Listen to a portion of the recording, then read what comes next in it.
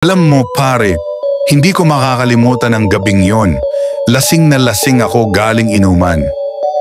2:00 na siguro ng madaling araw habang naglalakad ako pa uwi. Medyo hilo, medyo gutom, medyo uhaw.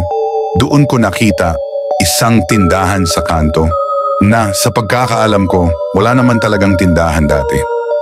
Maliwanag ang ilaw, halos puting-puti at punong-puno ng paninda. Mga sigarilyo, biskwit, soft drinks. Nakaupo roon ng isang ale, nakangiti lang habang nakatitig sa akin.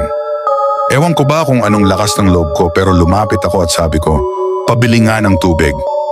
Ngumiti lang siya, iniabot ang bote. Pero nung inabot ko rin yung bayad, dun ko napansin, malamig ang kamay niya, parang bangkay. Maputla, naninigas. Kinilabutan ako pero tiniis ko na lang.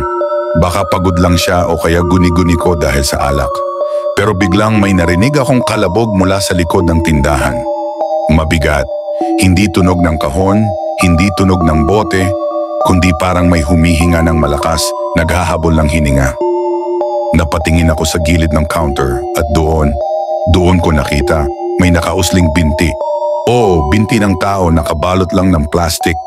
Puti, malamlam, parang wala ng buhay. Nanigas ang katawan ko. Nang bumalik ang tingin ko sa ale, wala na ang ngiti.